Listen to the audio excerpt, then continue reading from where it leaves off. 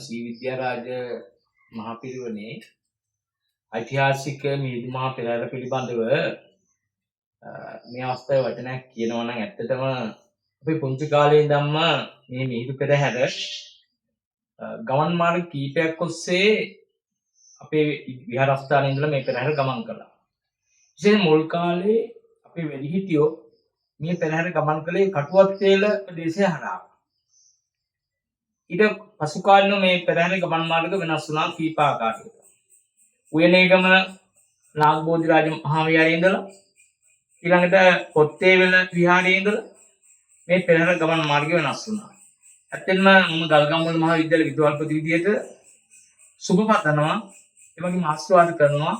මේවල බොහොම උත්කර්ෂවත් අන්දේ මේ පෙරහර සංවිධානය කරන්න වැවගම තරුණගල වැවගම දායක සභාව ලොකු වෙහෙසක් ගන්නවා. එතෙන්ම අපි අතින් ගිලියන මේ සංස්කෘතික ලක්ෂණ නැවත අපේ මිනිස්සුන්ට අපේ දරුවන්ට ලබා දීම වැඩිහිටියන්ගේ වගකීමක් හා යුතුකමක්. ඒ කාර්ය ඉෂ්ට කිරීමට පෙරමුණගෙන කටයුතු කරන වර්තමාන පරපුරට අපේ ගෞරවය හිමි වෙන්න ඕන. හේතු කීපයක් උඩ එකක් තමයි දැන්ත ඒ වගේ සංස්කෘතික ලක්ෂණ අපි අතින් ගිලිහෙනවා, අපි අතින් වෙනස් වෙනවා. ඒ නිසා විශේෂයෙන් මතක් කරන්න ඕන අපේ විහාරස්ථානයේ විහාරාධිපති හිටපු ලොකු හාමුදුරුවෝ යටිනුවර ඉන්දසාර සාරානන්ද ජනවංශාලංකාර යටිනුවර ඉන්දසාර අපේ ලොකු හාමුදුරුවෝ මේ ප්‍රදේශෙට ලොකු සේවයක් කළා. ඒක අධ්‍යාපනික වශයෙන්, සමාජික වශයෙන්, සංස්කෘතික වශයෙන් වාගේම ආගමික වශයෙන්. ඒ උන්වහන්සේලාගේ ආරම්භය ඒ වගේම පේරාදෙණියේ තීර රතන අපේ නායක හාමුදුරුවෝ මේ මඟ පෙන්වීම උඩ තමයි මේ පෙරහර ආරම්භ කළේ. ඉතින් අපි මේ වෙලාවේ උන්වහන්සේලා මතක් කරනවා.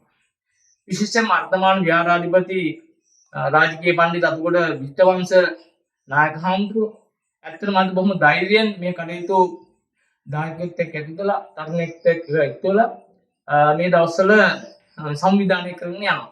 ඇත්තෙන්ම මේ අවස්ථාවේ විශේෂයෙන්ම ගල්ගම්මුල්ල මහා විද්‍යාලයේ අපට ප්‍රදේශවාසී ලොකු සහයෝගයක් දුන්නා. මේ ප්‍රදාට හේතුව ගල්ගම්මුල්ල නගරයෙන් තමයි මේ පෙරහර ආරම්භ වෙන්නේ.